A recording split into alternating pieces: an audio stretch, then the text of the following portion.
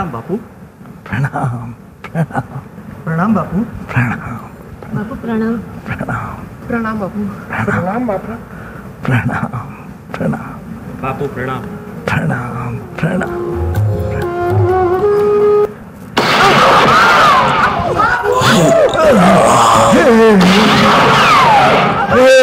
हीरा हीरा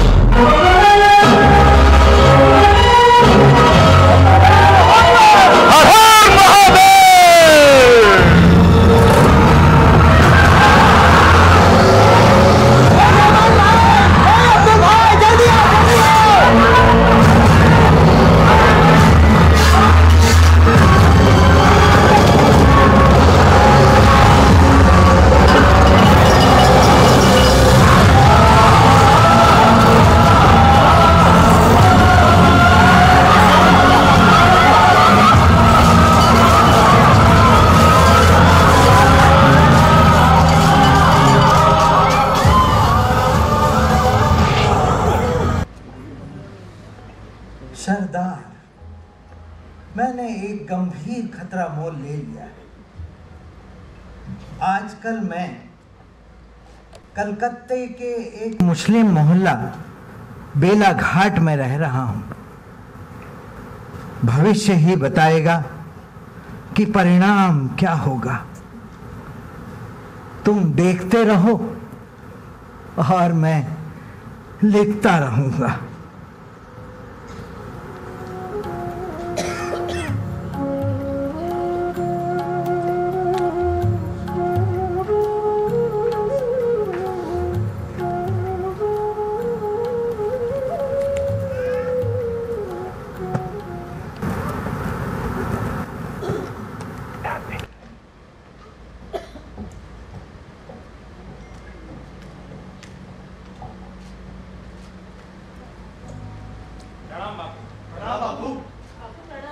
प्रणाम प्रणाम।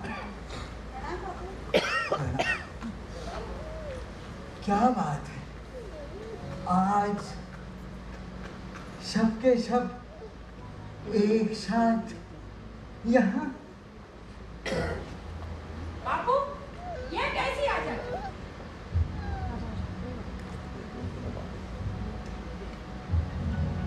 सांप्रदायिकता की आग ने अगर पूरे देश को लपेट लिया तो ये आजादी बच नहीं पाई। हमारे सपनों की आजादी का स्वरूप ये तो नहीं था। नफरत, घृणा, द्वेष, हिंसा, प्रतिहिंसा। जितने संयम और त्याग की आवश्यकता हमें आजादी की लड़ाई में थी, उससे 100 गुना अधिक आजादी के बाद है। कोई भला कैसे संयम बनाए रखेगा बापू, जब सामने का मंजर भयावह ही नहीं अति भयावह। ईश्वर से प्रार्थना करो कि बंटवारे की ये आग सदा के लिए बुझ जाए। बापू, कल तक जो फकत हिंदुस्तानी थे, आज हिंदू मुसलमान में तब्दील हो गए, क्यों? क्योंकि आज हम गिर गए। हमारे दिलों में खून भरा है, बुग़्ज़ और नफरत भरी।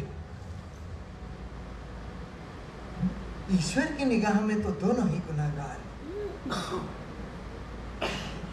जो हिंदू करे वो मुसलमान को बुरा लगे और जो मुसलमान करे वो हिंदू को बुरा लगे, तो फिर ये सच्चा स्वराज कैसे हो सकता है? इससे तो अच्छा होता आप 15 अगस्त के समारोह में भाग लेते।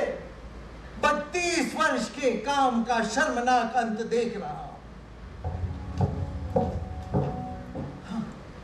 15 अगस्त को हमें स्वराज तो मिल गया, लेकिन ये मेरे सपनों का स्वराज हरगिज नहीं। बापू, आज कौन सुनता है? हरी नेता आपके साथ ना हो, पर जनता तो है। जनता? जनता भी मेरे साथ नहीं। पंजाब के लोग मुझे हिमालय पर जाकर संन्यास लेने को कहते हैं। सारे के सारे लोग मेरी फोटो को माला चढ़ाने को तो तैयार हैं, मगर बात सुनने को कोई तैयार नहीं। लगता है मेरा जीवन कार्य अब पूर्ण हो चुका है। अब भगवान और अपकर्ष से बचा ले तो कृपा हो जाए। माइक की आवाज। मैंने हमेशा से इसी विश्वास में अपने आप को धोखा दिया कि जनता हिंसा के साथ बंधी हुई है। बाबू, फिर ये उपवास क्यों? किसके लिए? सांप्रदायिकता की जो लहर लोगों के अंदर उतर गई है, उसे उपवास की अहिंसा से वापस उतारने की। अरे इसीलिए मैंने आजादी के समारोह में जाने से मना कर दिया था। अरे जब हिंदू और मुसलमान के बीच में इतना द्रोह भरा हो तो आजादी का जश्न क्या मनाना। मैं वहां अंग्रेजों के साथ लड़ता था,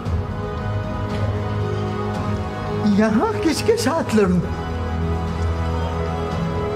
अपने ही भाई से आपस में कैसी लड़ाई, कैसी स्पर्धा, कैसा मनमुटाव और कैसा वाद विवाद।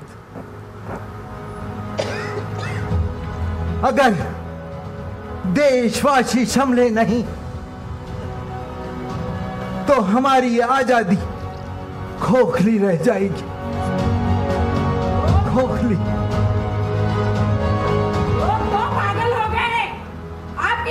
सुनेगा बाबू? उन्हें सुनना होगा। लोग जानवर में तब्दील हो गए हैं बाबू। उन्हें सुनना जरूरी है। वे किसी की बात सुनने को तैयार नहीं है। नरसंहार रोकना जरूरी है। वे भूल गए हैं तमाम आदर्श, विचार और सिद्धांत। हिंदू मुसलमान अगर साथ नहीं रहे तो विनाश होगा, विनाश। किसी को आपके उपवास की परवाह नहीं है? न हो, लेकिन जब तक चारों तरफ हिंसा का तांडव फैला रहेगा,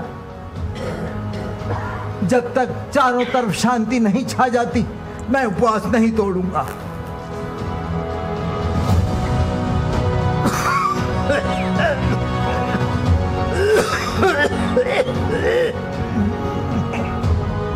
बापू और आपके जवानी के दिन नहीं रहे, आप काफी कमजोर हो गए। वो ठीक है, लेकिन अपने विचारों का खून होते हरगिज नहीं देख सकूंगा। बाबू, उपवास में अगर आपको कुछ होगा तो देश भर में आग लग जाएगी। उसके पहले मैं खुद खुदा के दरबार में हाजिर हो जाऊंगा। अब अगर शांति हो भी जाए और थोड़े दिन बाद फिर दंगे भड़क गए तो?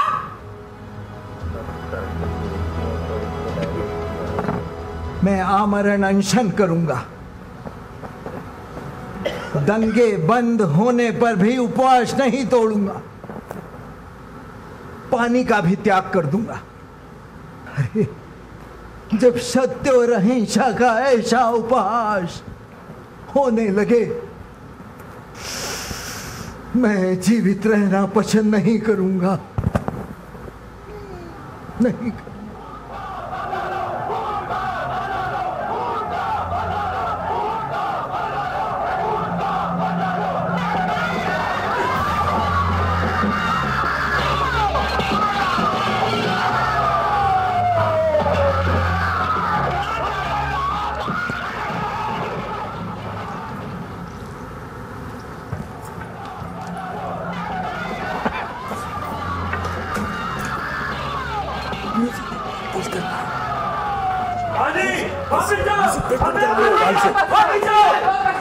हमें मुसलमान नहीं चाहिए। हाँ हाँ नहीं चाहिए। अब और हिंदुओं का कत्लेआम बर्दाश्त नहीं करेंगे।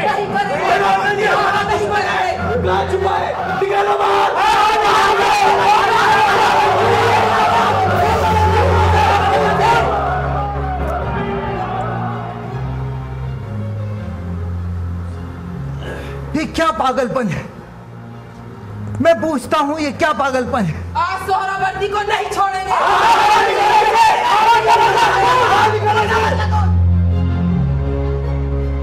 किसी को मारने से अगर तुम्हारे दिल को ठंडक पहुंचती है तो उसे क्यों? मुझे मारो, मारो, मैं तुम्हारे सामने खड़ा हूं। बापू, आप बीच में ना पड़िए। ये धर्म की लड़ाई। आपने गोरों से लड़ने को कहा, हम लड़े। आपने जेल जाने को कहा, हम गए। पर ये धर्म की लड़ाई है। अगर आप हमारे साथ चलने को तैयार नहीं है तो हाथ जोड़ते हैं हम आपके। हट जाइए धर्म के रास्ते से।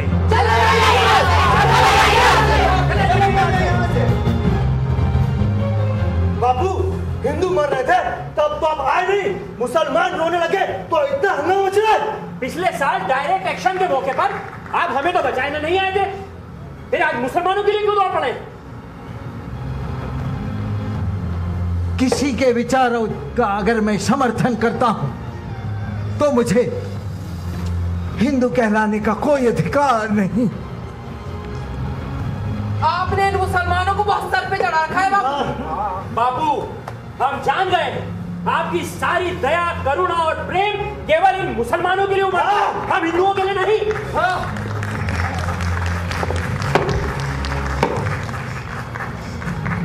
पिछले वर्ष जो मुसलमानों ने किया बहुत बुरा किया, मैं मानता हूं, लेकिन 46 का बदला 47 से तो नहीं लिया जा सकता।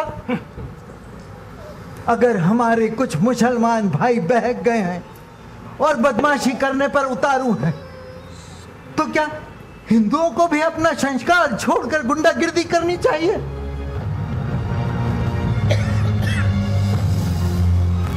धर्म के नाम पर औरतों और बच्चों की हत्या करना, क्या यही जीवन का एकमात्र उद्देश्य रह गया है? तो आपका क्या मतलब? हम हाथ पर हाथ धरे बैठे रहे? अरे ये कैसा धर्म है जो संहार करे और तुम कहते हो हाथ पे हाथ धरे बैठे रहे? ईंट का जवाब पत्थर से भी तो नहीं देना चाहिए।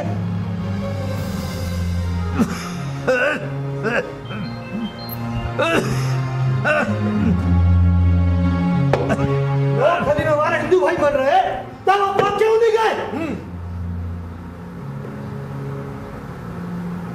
मैं तो नोआखली ही जा रहा था। आप ही के रिश्तेदार मुझे वहां बुला रहे थे, मगर अब मुझे कलकत्ते में ही रहकर उनका रक्षण करना होगा।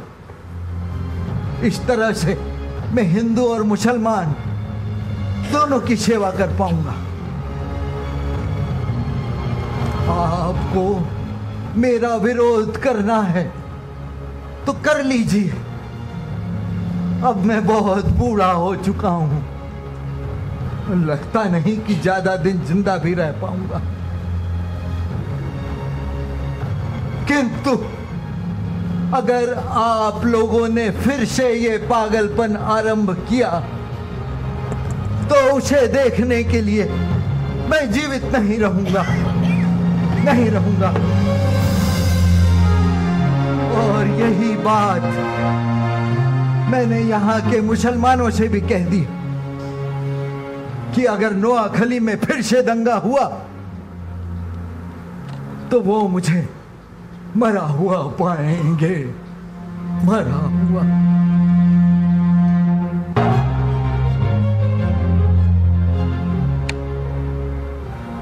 लो, खाओ ये रोटी और खत्म करो अपना उपवास। नहीं चाहिए हमें उपवास से आपकी मौत का कलंक।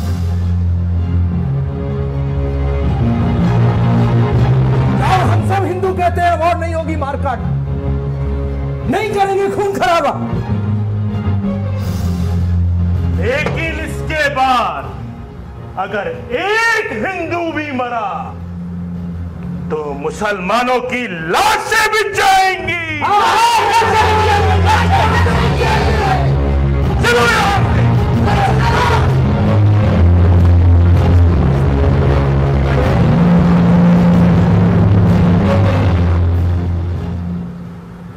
बहुत परेशान मालूम पड़ते हो। आपको से क्या? आपको तो शांति मिली, सत्य और अहिंसा की जीत हो गई। कौन हो भाई? आपकी लड़ाई का हारा हुआ एक सिपाही तारकेश्वर पांडे। क्या बात है तारकेश्वर? अरे ये कैसा बंटवारा है बाबू, जो इस देश के दो टुकड़े करने के साथ साथ दिलों के भी टुकड़े कर गया, जिसके जहन लगे तीरों ने मासूमों को भी नहीं बख्शा। वो कितना छोटा मासूम और भोला था, इस दुनिया से अनजान, भेदभाव से दूर, जो अपने पंजों के बल उन गलियों में घुड़का करता था, जिसकी तोतली जबान में हम भी तुतला कर बातें करते थे, हाथों में उसे खिलाया करते थे, उस अबोध छोने के पेट में चाकू उतार दिया। हे राम, काटकर उसे गटर में फेंक दिया। कैसी बर्बरता है ये, कैसी हैवानियत है? क्या मनुष्य इतना भी नीचे गिर सकता है? हे ईश्वर, सबको सम्मति दे भगवान, सबको सम्मति दे भगवान। उन्होंने हमारे बेटे सूरज का खून कर दिया और आप हमें दिलासा दे रहे हैं वे खून की नदियां बहा रहे हैं, और आप हमें रोकने के लिए उपवास पर बैठे हैं। मेरा उपवास बर्बरता के खिलाफ है, न किसी हिंदू से और न किसी मुसलमान से,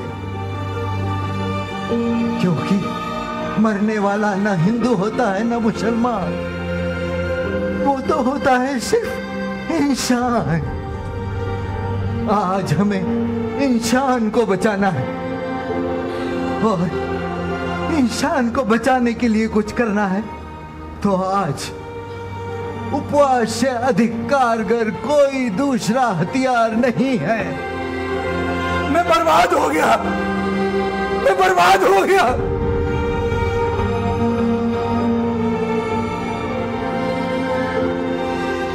ईश्वर तुम्हारी सहायता करे, बहुत पीड़ा हो रही है।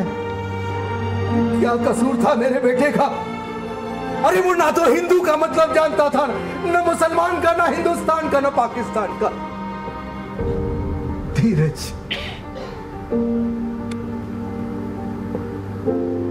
धीरज धर तारकेश्वर, धीरज। बापू जो इंजेक्शन के दर्द को भी नहीं सह पाता था, खंजर के दर्द को कैसे सहा होगा? इस सड़कों पर कैसे परिंदे की माफिक कर पाऊं? ये मैं देखने से पहले मर क्यों नहीं गया? मेरा कलेजा क्यों नहीं फट गया? बहुत पीड़ा हो रही है। हाँ तारकेश्वर, तू इस दर्द में अकेला नहीं है। तो और कौन है? ईश्वर, ईश्वर, ईश्वर तेरे साथ है। हे ईश्वर, अब तू ही बता मैं क्या करूं? इस तरफ में भी जिंदगी की कोई संभावना ढूंढो, नहीं दिख रही। जीने का बहाना ढूंढो, नहीं मिल रहा। कोशिश करो, कोई न कोई रास्ता जरूर निकलेगा। है कोई रास्ता? है कोई संभावना जो इस दिल को सुकून दे सके? रास्ता जरा दुर्गम है। बेटे की मौत से ज्यादा दुर्गम नहीं। कई बार तुम्हारे पैर लड़खड़ाएंगे, सत्य का सिद्धांत बल देगा, निश्चय और अनिश्चय के द्वंद्व में घिरोगे। छिन्न भिन्न कर दूंगा इस द्वंद्व के मखड़जाल को। तो जाओ, लौट जाओ और तलाशो सूरज। सूरज? सूरज कहाँ है सूरज? हाँ, सूरज। एक और बच्चा, छोटा सा, इतना बड़ा, उसे अपनाओ, उसका पालन पोषण करो, मगर ध्यान रहे कि बच्चा हो मुसलमान का और उसकी परवरिश उसी तरीके से हो। मुसलमान का बच्चा क्यों? इसलिए कि तुम्हारे दिल में उस कौम के प्रति जो इंतकाम की आग धधक रही है, उसको शमन करने का यही एक रास्ता है। इससे तो और अशांति फैलेगी। जब तक दोनों कौमें नजदीक नहीं आएंगी, उनमें प्रेम नहीं बढ़ेगा। अविश्वास और घृणा दिलों को जला डालते हैं। और कोई रास्ता नहीं? यही एक रास्ता है तारकेश्वर, तुम्हें अपने दर्द से उबरने का, तुम्हें अपने जख्म, गुस्सा और बदले की भावना को शमन करने का। तुम्हें देखना बहुत सुकून मिलेगा, मन को शांति मिलेगी, सत्य की जीत होगी, हिंसा की हार,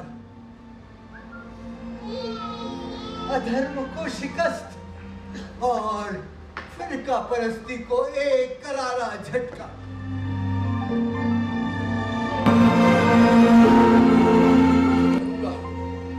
करूंगा वो सब करूंगा।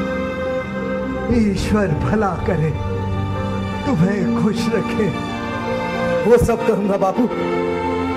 जिससे इस मन को शांति और सत्य को शक्ति मिलेगी, वो सब करूंगा। निर्बल के बलराम।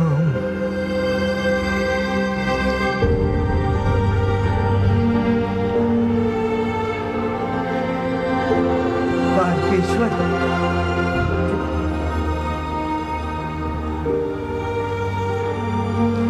सूरज परा नहीं, सूरज सत्य है, सत्य ही ईश्वर। हिंसा का जवाब हिंसा नहीं, अहिंसा। प्रेम है, सत्य है, भाईचारा हो। याद रखना तारकेश्वर, सूरज हमारा सूरज। हाँ है तारकेश्वर बहू, अंदर कमरे में है। अरे कमरे में क्या कर रही है? अब क्या कहें, मैं जब से आई हूँ तब से देख रही हूँ बहन, कभी इधर जाती है, कभी भागकर उधर जाती है। आधे घंटे से रसोई घर में ही घुसी पड़ी है। अरे कभी का ये कौन सा विधान है? अब क्या कहें बेटी माँ, उसे तो जैसे बेटे के गुजरने का गम ही नहीं है, आँख से आंसू की एक बूंद भी नहीं टपकी है। अरे आवाज तो दो उस घरगुस्सी को। अच्छा देती हूँ।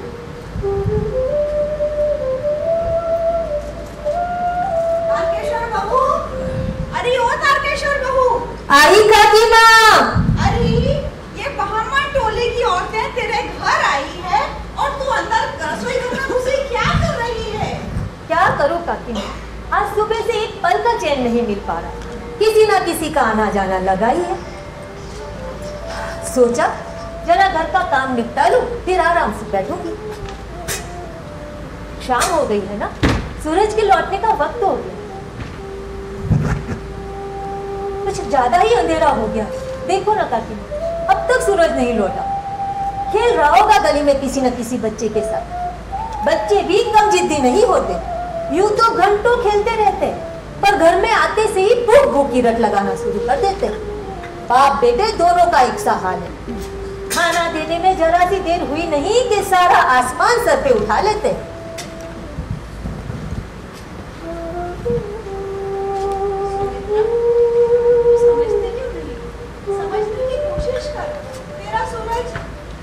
मेरा सूरज तेरा सूरज भी तो है काकी माँ, आए तो जरा डांट लगाना। हिम्मत से काम ले सुमित्रा, तेरा सूरज अब लो आ गया सूरज।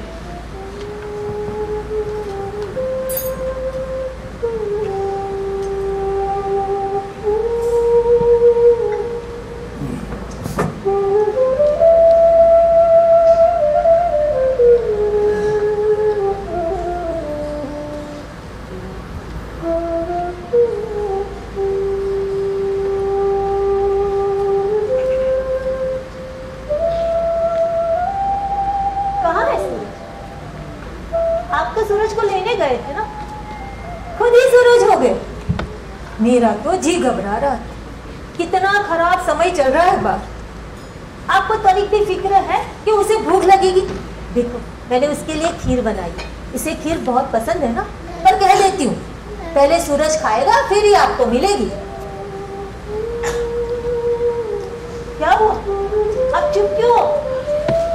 कुछ बोलते क्यों नहीं? कहाँ है सूरज? फिर उसे पीछे छोड़ा है। आपको भी ना जाने कब अक्ल आएगी। कितनी बार कहा है उसे अकेला मत छोड़ा करो, साथ में लेके आया करो। खेल रहा होगा गली में किसी बच्चों के साथ, जाइए ले आइए।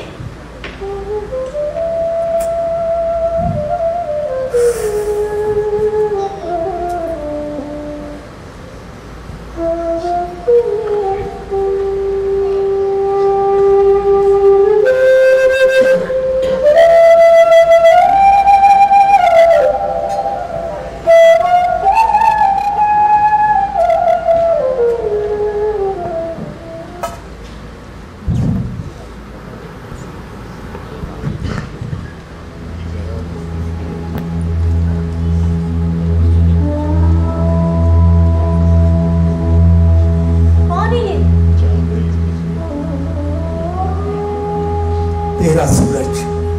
मेरा सूरज? ये क्या कह रहे हैं आप? सच कह रहा। अरे ये मेरा सूरज कैसे हो सकता है? क्यों नहीं हो सकता? किसी और का बच्चा भला मेरा सूरज कैसे हो सकता है?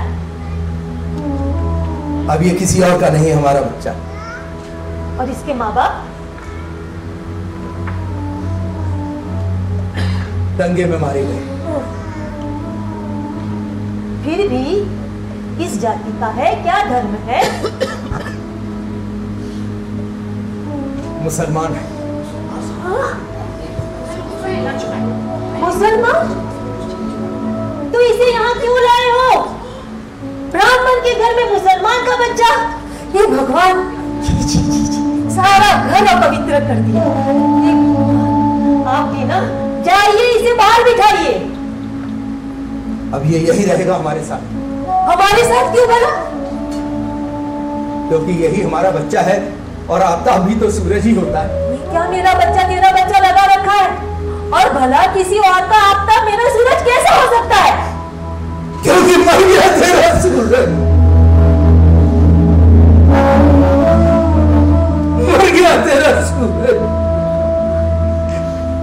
जिसका तुम पंखे बिछाकर इंतजार कर रही थी वो कभी नहीं आएगा, कभी नहीं। वो हमसे बहुत दूर चला गया। ये देखो खून से सने उसके कपड़े, क्या अपने बेटे का खून भी भूल गई। सुमित्रा देखो समझने की कोशिश करो सुमित्रा। सूरज हमसे बहुत दूर चला गया, इतना दूर के ऊपर।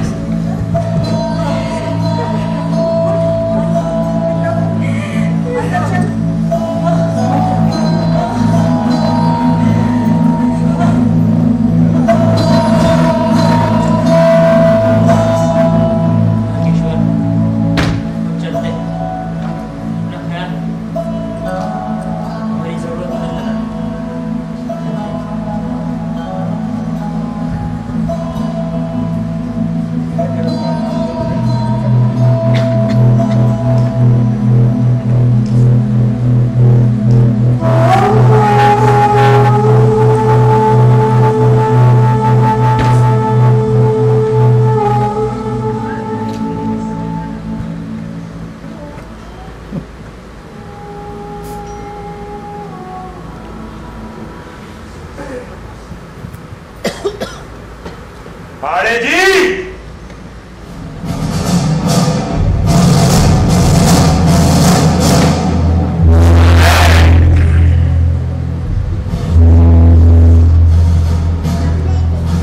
लगता है बंटवारे की आग ने तारकेश्वर पांडे के जीवन को अंधकारमय कर दिया। आश्चर्य में हूं, कौन हारा, हिंसा या अहिंसा? जीता कौन, राष्ट्रवाद या सांप्रदायिक सद्भाव? तुम यहां क्यों आए? धर्म की जहां जहां हानि होती है, धार्मिक लोगों का वहां उपस्थित होना आवश्यक हो जाता है। यहां कोई धर्म की हानि नहीं हो रही। एक मुसलमान के बच्चे को घर में घुसा रखे हो और कह रहे हो यहां धर्म की कोई हानि नहीं हो रही। जान लो, एक देशभक्त होने के नाते ऐसा कुछ अनुचित नहीं होने देंगे जो धर्म विरुद्ध हो, राष्ट्र अहित हो। आचार्य जी, कोई भी धर्म बुरा नहीं होता। हर धर्म का सार है सहिष्णुता का संदेश। धर्म के अनुयायियों की दुर्गति के कारण धर्म का द्रोह करना ठीक नहीं, और ये सब करना तो पागलपन है। इससे हमारे गए हुए परिजन वापस नहीं आएंगे, इससे तो और दुख बढ़ेगा। भाई साहब, इससे बढ़कर दुख और क्या होगा? अखंड भारत खंड खंड हो गया, विखंड होकर हिंदुस्तान और पाकिस्तान में बढ़ गया। कल तक जो लुटेरे थे, विदेशी आक्रांता थे, उन्हें ही हमारी भारत माता को बांट कर दे दिया गया। पर जान लीजिए, अब और कोई विखंड नहीं होने देंगे। अब और कोई पाकिस्तान यहां नहीं पल्ले देंगे। खड़े खड़े मुंह क्या देख रहे हो? हलाल कर दो इसे। मैं कहता हूं रुक जाओ। पांडे जी, धर्म कर्म के कार्य में अड़चन मत डालिए। ये अधर्म है। पांडे जी, अधर्म है? कैसी बात कर रहे हैं? एक देशभक्त होने के नाते ऐसा कुछ अनुचित नहीं होने देंगे हम। जान लीजिए, फिर कह रहा हूं। मैं कहता हूं हट जाइए। जिसे मैं यहां पर लेकर आया हूं, यहां से कोई नहीं ले जा सकता। अरे मुसलमानों ने काट दिया तेरे सूरज को और तू उन्हीं के सपोले को पान लगाया है। मैं कहता हूं आगे बढ़ो। और किस नहीं? तेरी आंखों में पानी है क्या सूख गया? अरे तू बाप है या कसाई? जिन कसाईयों ने काट के रख दिया, उन्हीं के खून का पोसेगा। कुछ नहीं, इनके सोचने से होता क्या है? ये होते कौन है सोचने वाले? धर्म समाज भी कुछ होता है कि नहीं? कुछ नहीं। मैं कहता हूं जैसे हमारे सूरज को काटा है, काटा वैसे भी। इसी तरह से हमारा शिकार वापस करो। वो हमारा शिकार है, हमें हमारा शिकार वापस करो।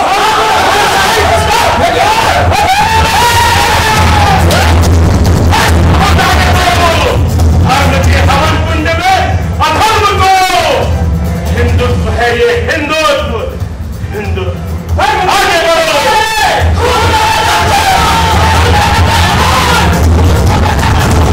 आगे बढ़ो।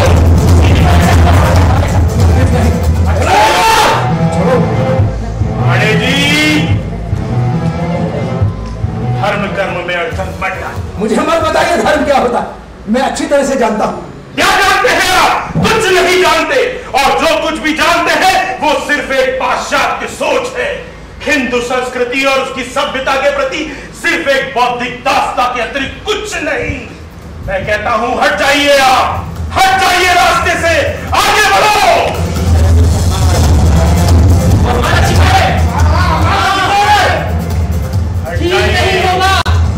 हट जाइए पांडे जी, वरना हम भूल जाएंगे कि आप भी एक हिंदू हैं।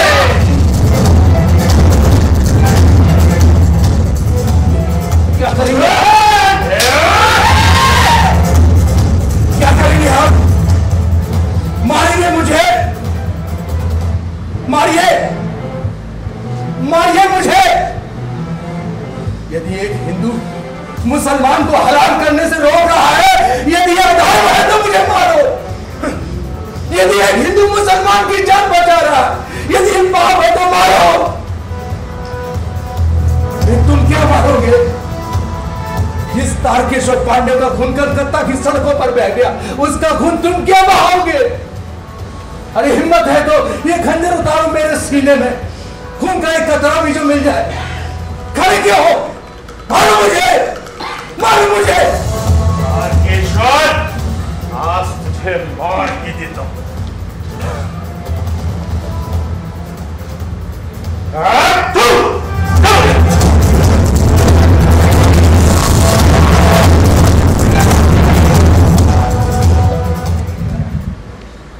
तारकेश्वर, एक बात तू जरूर याद रख, ये जो गांधीवाद का भूत तेरे सर चढ़कर बोल रहा है ना, एक दिन जरूर उतरेगा। और ये सफोला जिसे तू गांधीवाद का दूध पिला रहा है, एक दिन सांप बनकर तुझे ही डसेगा।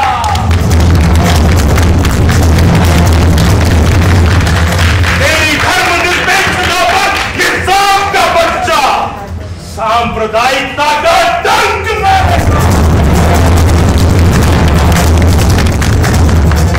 याद करना मुझे, मेरे देशभक्ति, राष्ट्रवादी चिंतन को और इस चिंतन पर मनन करने वाले इस आचार्य त्रिपुरा को।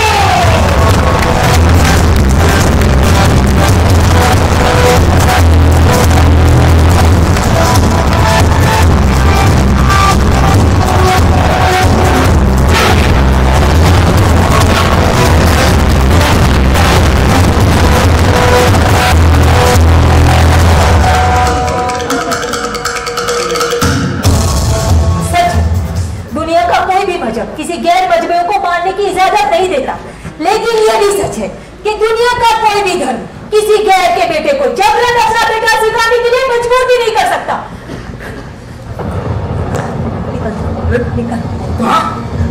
और मेरी कसम आपको, अगर इसको बाहर का डेरिस के अंदर भी लाए तो मेरा अपना को देखोगे।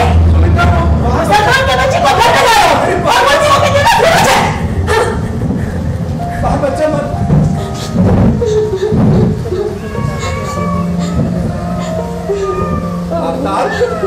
बेटे, बेटे डरना नहीं, आफ्ताब डरना नहीं बेटे, है नहीं बेटे।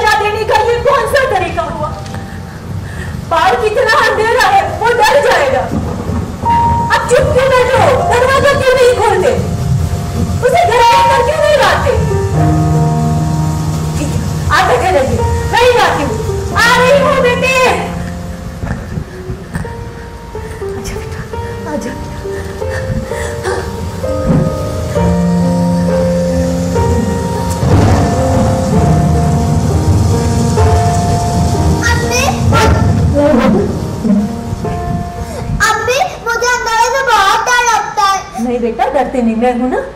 अम्मी मुझे बाहर मत निकालो, मैं मर जाऊंगा। नहीं बेटा,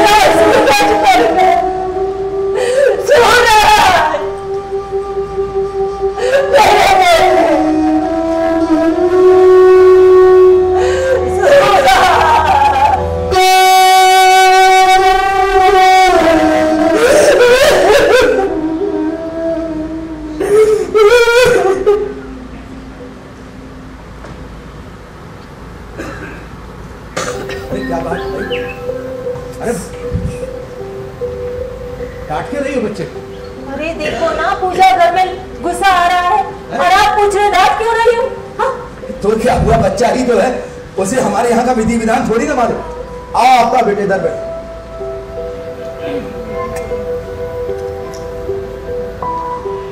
उसे ना मालूम हो, आपको तो सब मालूम है ना। न जाने फिर क्यों अपना धर्म भ्रष्ट करने पे तुले हुए हो। आप गांधी बाबा के चेले हुए तो क्या हुआ, मैं भी उनकी चेली बन जाऊं, शुद्र मनीष के साथ उठती बैठती फिरूं। अरे तो तुम्हारा ये गंगा जल कब काम आएगा? घर में ही छिड़क लेना, पवित्र हो जाए। उड़ा लो, धर्म का मजाक उड़ा लो। नास्तिक लोग और कर भी क्या सकते हैं। बापू को तुम नास्तिक कहते? वे कहते थे कि सारा हिंदुस्तान भी यदि धर्म परिवर्तन कर ले तो मैं अकेला असली हिंदू रहूं। राम जाने कैसे हिंदू रहेंगे। कहते थे छुआछूत खत्म कर, सवर्ण तुम अति शूद्र बनो।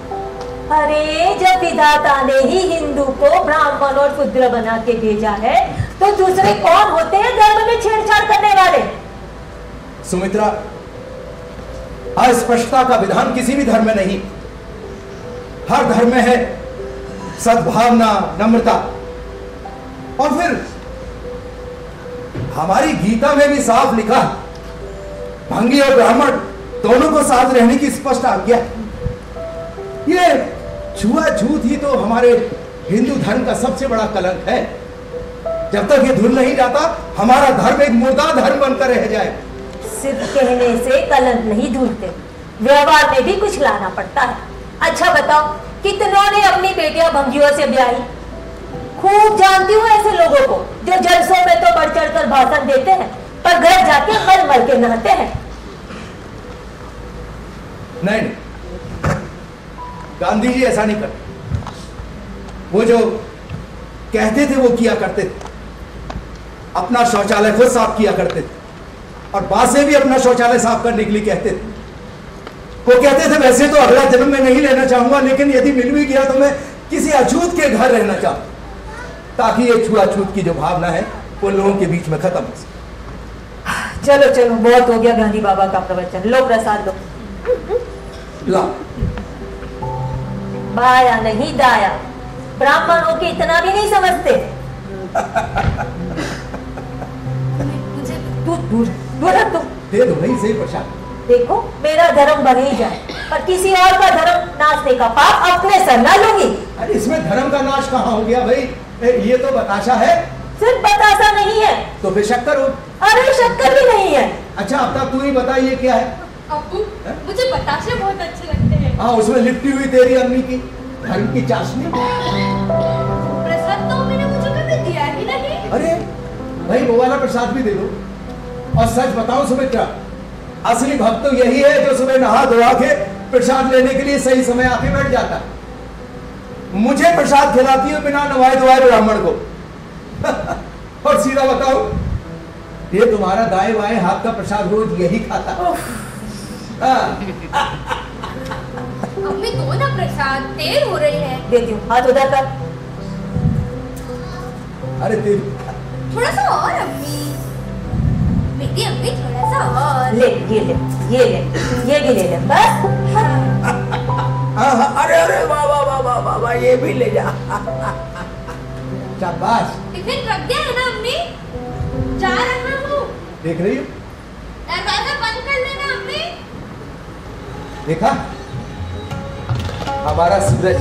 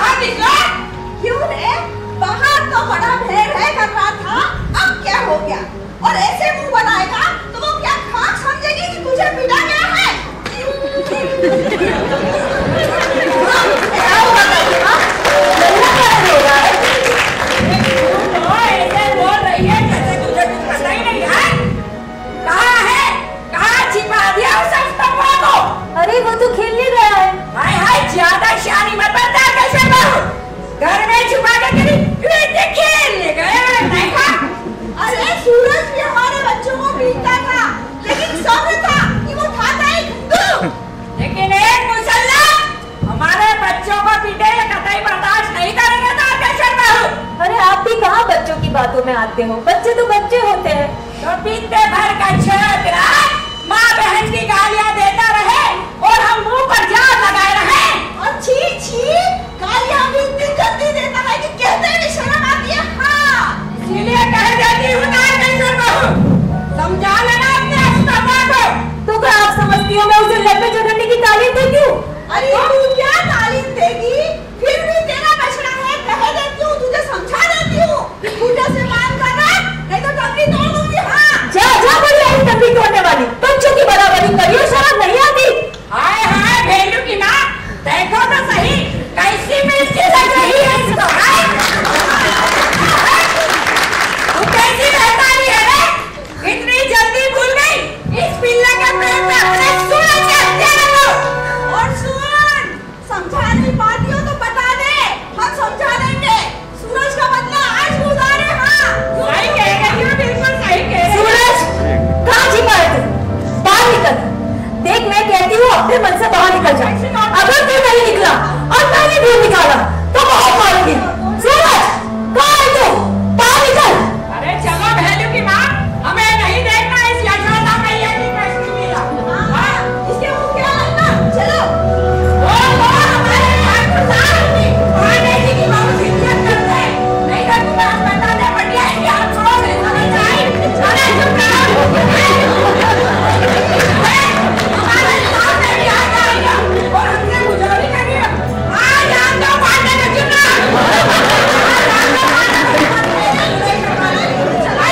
और ज्यादा लौटा भी कोई कम नहीं है। हमारे घर में सामने आके उनका जल्दी बाहर रहता है।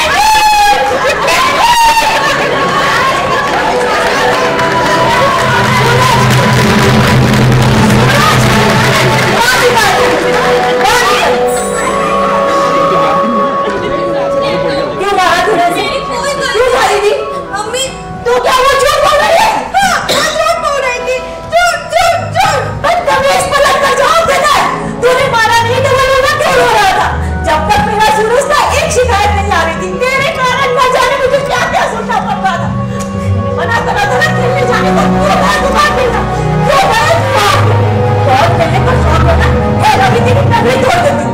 फिर देखती हूँ कैसे जाता है तू वहाँ खेलने। बोल जाएगा वहाँ खेलने? बोल मारेगा किसी को? बोल गाली देगा? बोल बोल मारेगा?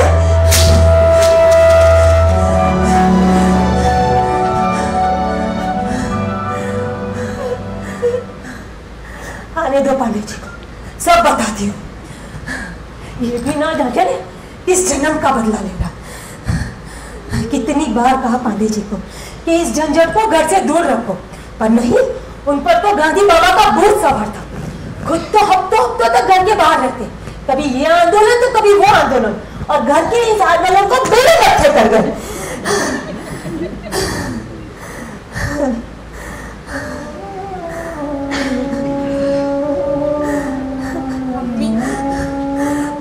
हो रही है, मैंने तुम्हारा दिल दुखाया ना, तुम्हारे मना करने पर भी मैं खेलने गया। अम्मी, मुझसे भूल हो गई, मुझे माफ कर दो, हाथ पकड़ता हूँ।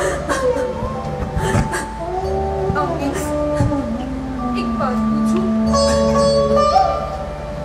ये मुसलमान क्या होता है? क्यों? तो हिंदू है अम्मी। तो अम्मी, मुसलमान होना क्या गलत बात है? कोई गंदी गाली है? क्यों कर रहा है तू ऐसी बातें? लड़के कहते हैं मैं मुसलमान हूँ, मुसलमान हमारे साथ साइकिल नहीं चला सकता, फुटबॉल नहीं खेल सकता, सब मुल्ला मुल्ला के चिढ़ाते रहते हैं। अम्मी, मैं मुसलमान नहीं बनना चाहता, मुझे हिंदू बना दो। हिंदू? हिंदू क्यों? हिंदू हो जाऊंगा तो लड़के अपने साथ खिलाएंगे और फिर तू भी खुश हो जाएगी, तेरी पूजा भी खराब नहीं होगी और मैं तेरा बेटा हो जाऊंगा, तेरा अपना सूरज।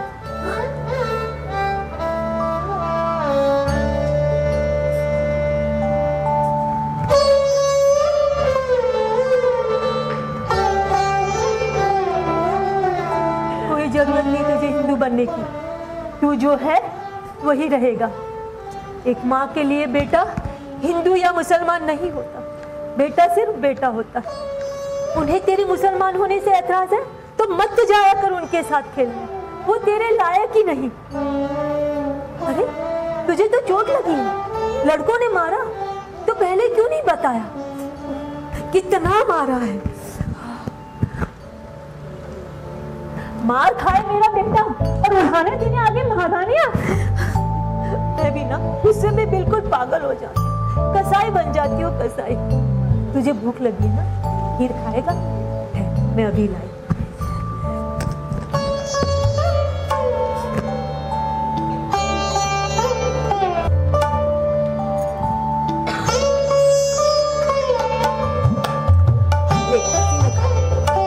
नहीं अम्मी, इसी में नहीं। बोला ना इसमें खा। मेरे बर्तन खराब हो जाएंगे अम्मी। अब तो खाएगा, लिखा।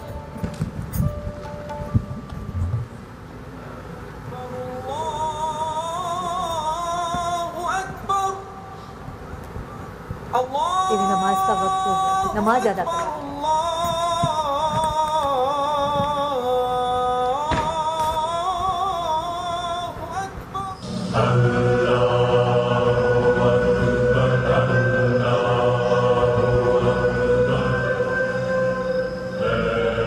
Sumitra, Sumitra,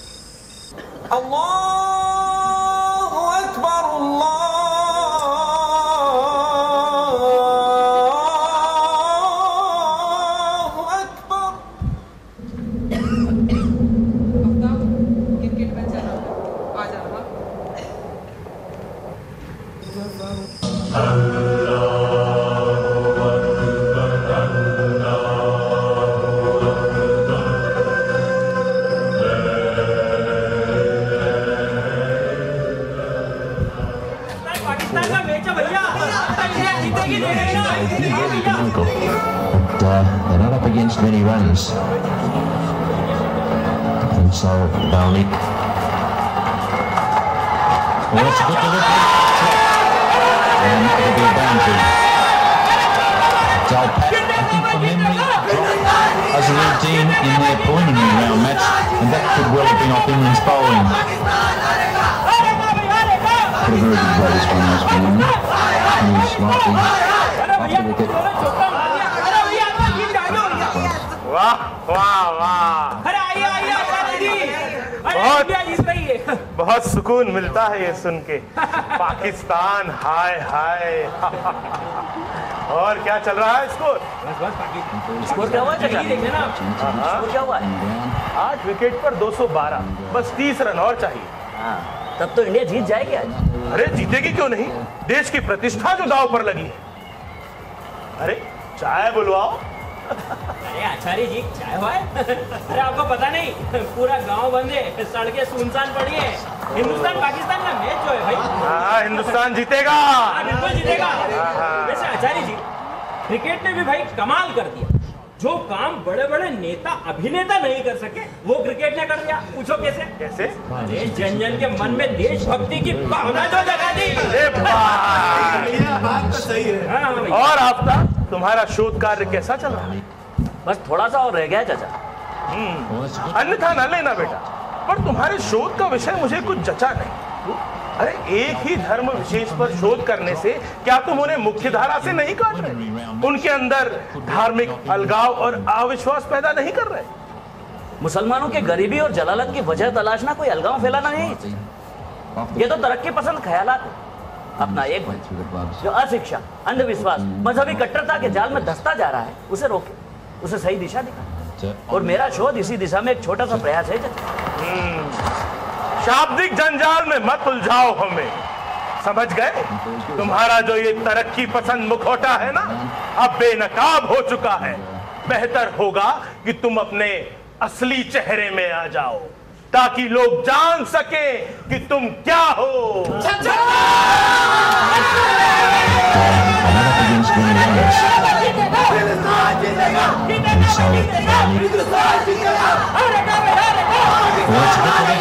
Drop. And it'll be a boundary. So, I think from memory, drop as a preliminary round match, and that could well have been off Imran's bowling. देखो, देखो, इसे कहते हैं देशभक्ति। देश के लिए प्राण तक न्यौछावर कर देने का जज्बा, उसके लिए खून का कतरा कतरा तक बहा देने की उत्कट लालसा। On the Yarra माफ River. करना चाचा, मैं क्रिकेट को देशभक्ति का पैमाना नहीं मानता। हाँ, तुम्हें तो बड़ा दुख हो रहा होगा। अरे वो तो हर मुसलमान को होता है। ये आप कैसे कह सकते हैं? अरे विश्वास नहीं होता तो जाकर देख लो उनके मोहल्लों में। इनकी तरह कोई नाच गाच जश्न नहीं मना रहा होगा, बल्कि मुंह लटकाए सब मरसिया। देखो चाचा, जो लोग पाकिस्तानी टीम के जीतने पर जश्न मनाते हैं ना, उनकी निंदा जरूर होना चाहिए, लेकिन चंद लोगों के लिए पूरी कौम पर अविश्वास क्यों? ये तो अपने दिल से पूछो। काश चीर के दिखा। अरे छोड़ो छोड़ो, बहुत देखे ऐसे नाटक और नौटंकियां करने वाले। क्या हुआ? बहुत बढ़िया। को भी क्या हुआ?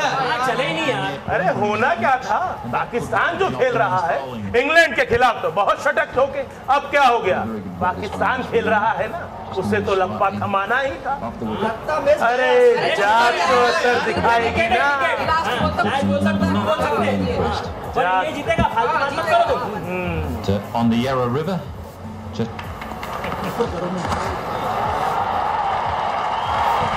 जात असर दिखाती है मैच से। आचार्य जी, इंडिया ही जीतेगी। हाँ बिल्कुल जीतेगी। पंडित जी आ गए। अरे पांडे जी आइए आइए, नमस्कार। देखिए हिंदुस्तान और पाकिस्तान का मैच। आचार्य जी, ये क्रिकेट का मैच है, इसमें जात बिरादर कहाँ से आ गए?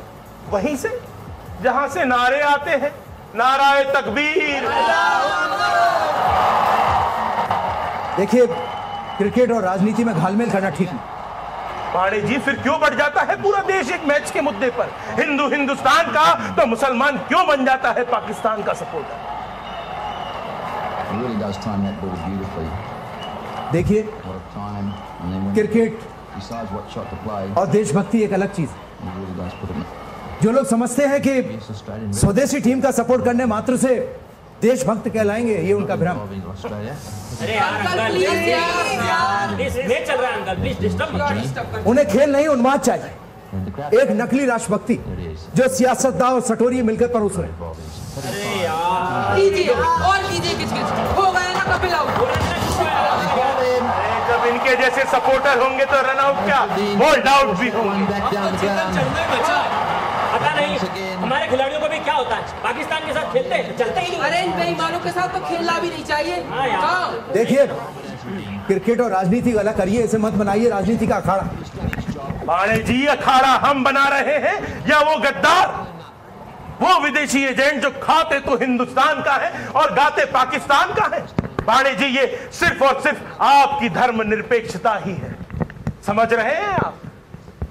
आपको कितनी बार बोला है जनता ने प्रार्थना सभा में कि गीता मत पढ़िए, कुरान पढ़िए, कुरान पढ़िए। आप कुरान पढ़ने लगते हैं उनके कहने पर, हैं? ये हिंदू धर्म है, हिंदू धर्म जो इतना सहन कर लेता है।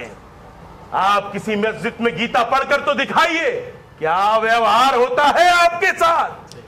और आप हमसे पूछते हैं हिंदू धर्म क्या है? बताएं हम।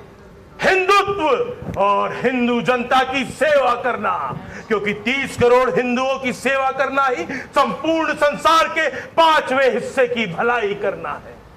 जान लीजिए, इस देश में रहना होगा तो वंदे मातरम कहना होगा। वंदे वंदे वंदे।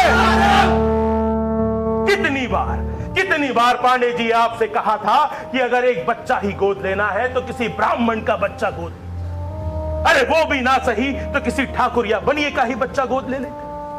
पर नहीं साहब, गांधी बाबा के चेले जो ठहरे चेले, हिंदुओं में तो कांटे लगे हैं कांटे।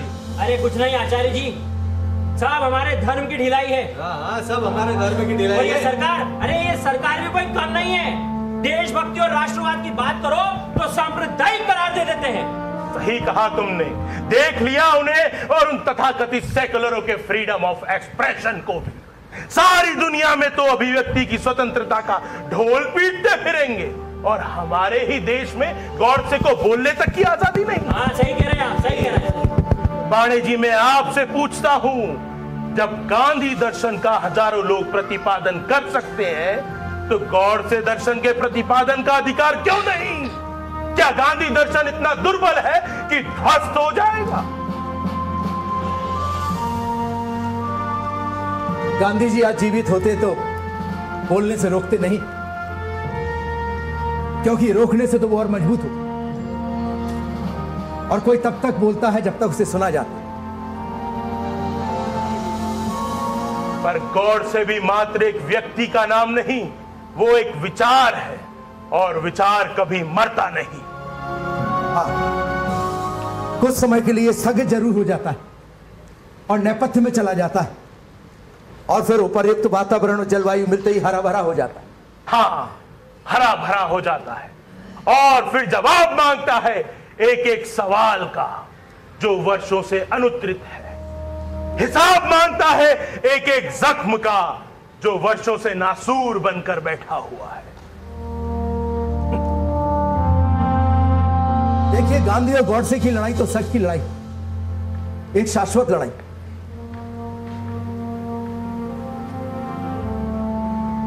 जहां हिंसा का नाम, आतंक का नाम गॉडसे,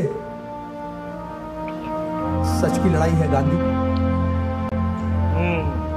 और गांधी अगर अपराध है तो उसकी सजा भी है गॉडसे। क्या अपराध था? क्या अपराध था गांधी? मैं आप लोगों से पूछना चाहता हूं, क्या अपराध था गांधी का? हिंदुत्व की धारा से असहमति, विचार और आस्था के स्तर पर हिंदुत्व की धारा गांधी का मुकाबला नहीं कर पाई तो यह मान लिया गया कि समाज पर से उसकी पकड़ ढीली होती जा रही है और उसका खून कर दिया। क्या कहना चाहता है गॉडसे? कि असहमति की सजा हत्या है? क्या समझाना चाहता है लोगों को गॉडसे कि जो विचार उसे पसंद नहीं उनका वो हर कीमत पर दमन करेगा, हत्या करके, तोड़फोड़ करके, हमला करके? इसलिए आचार्य जी, मैं आपसे विनती करता हूं, गौर कीजिए क्या इस तरह से कानून व्यवस्था कायम रह सकेगी, लोकतंत्र रह सके? वाह वाह पांडे जी वाह। आप बात कर रहे हैं लोकतंत्र की, जिसे पूरा तंत्र मिटा देना चाहता था, जिसके अंतिम संस्कार के बाद उस जमीन पर हल चलवा दिया गया, वहां घास रोप दी गई ताकि कोई पहचान ना बन सके, कोई समाधि ना बना ले। फिर क्यों इतने वर्षों बाद उसका भूत सबके सामने खड़ा है? क्यों अतीत की राख से उठकर झकझोर रखा है समस्त देश को गॉडसे ने?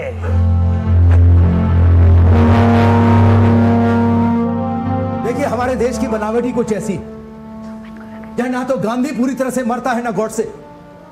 दोनों आज भी जिंदा है। हिंसा हमेशा अहिंसा की खुली छाती पर गोली दागती है तो गांधी टुकड़ों पे बढ़ जाता है लेकिन मरता नहीं।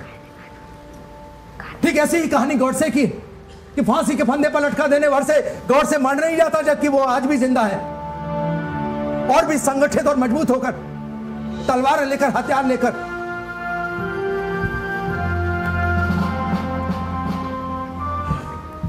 इसलिए हम किसी को कब तक बोलने से रोकेंगे? क्योंकि हम किसी को जब बोलने से रोकते हैं तो हम भी उतने ही गॉड से बन जाते हैं।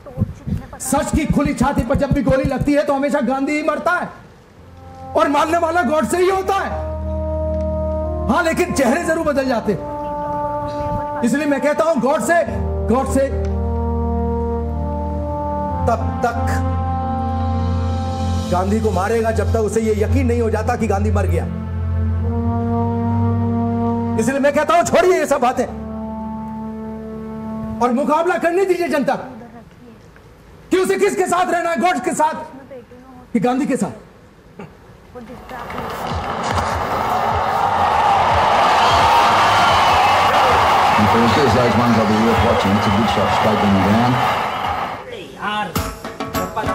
मिल गई छाती को ठंडक। ये आवाजें कैसी आ रही? नाच रहे हैं आपके मुसलमान भाई मौलवीगंज में। जश्न मन रहा है। जश्न मनना चाहिए पाकिस्तान में, मन रहा है हिंदुस्तान में। पता नहीं पांडे जी और कितने पाकिस्तान पल रहे हैं यहाँ।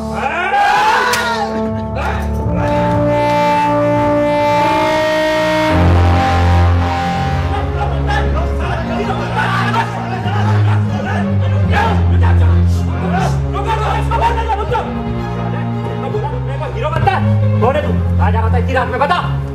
घर घर घर कहाँ है तेरा? रामनगर या रहीमनगर? उस्ताद, वहाँ तो हिंदू मुसलमान दोनों रहते हैं।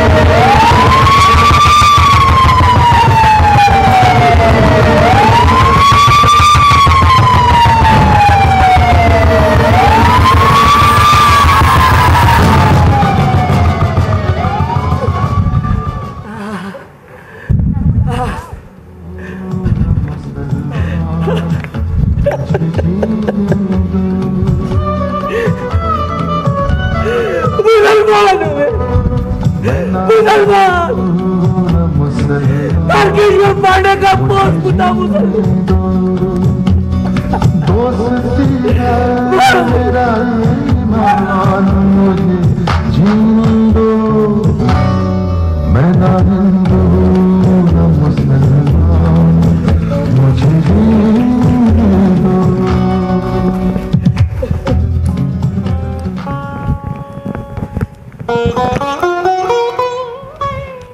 वजन तू तेनेर कही जी, पीर पराई जाने रे, वैष्णव जन तो तेनेर कही जी, मन अभिमान ना आने रे। आ गए झंडा फहरा के। अब तो चरखा भी पुराना पड़ने लगा है। माने नहीं जाने से अब तो झंडा भी पॉलिस्टर का बनने लगा है।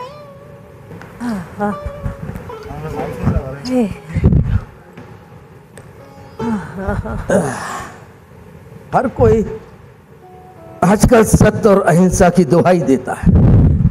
तबीयत ठीक नहीं थी फिर भी चले गए।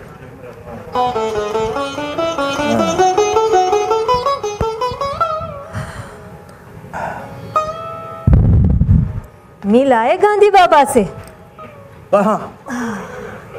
बहुत ढूंढा पर कहीं नहीं मिले। मुझे तो रोज मिलते हैं। कहाँ?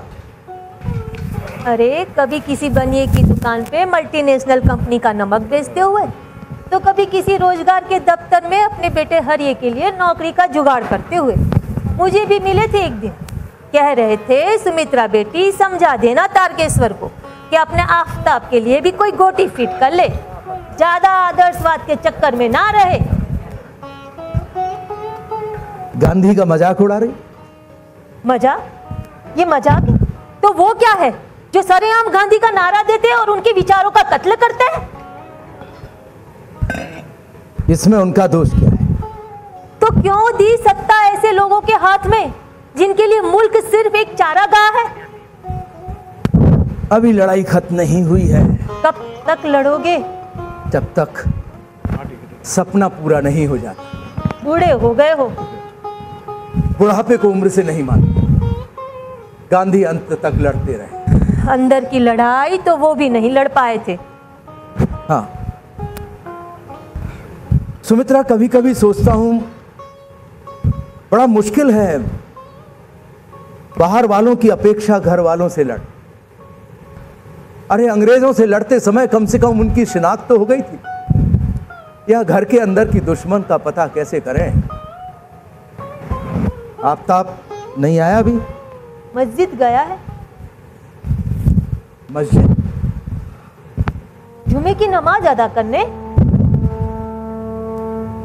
आफ्ताब और नमाज, वो तो पार्टी का काम जब से उसने चालू किया छोड़ चुका। देखती हूँ आजकल उसके कुछ नए दोस्त आते हैं, उन्हीं के साथ गया है मस्जिद। क्यों, कुछ बात है क्या? नहीं नहीं कोई बात नहीं। नहीं कुछ तो है, बताइए ना। पता नहीं क्यों लगता है सुमित्रा कि वो वाला आफ्ताब नहीं रहा जिसे मैं लेकर आया। बस साइकिल लेके इस गांव उस गली, बस रिसर्च। नौकरी की कहो तो नहीं करना, शादी की मना करता है। बस यही उसके बारे में सोच सोच के नींद नहीं आती।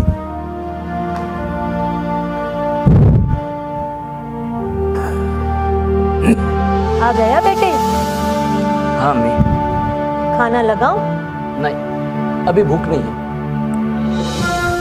बस थोड़ी चाय पिला देना। हाँ लाती हूँ।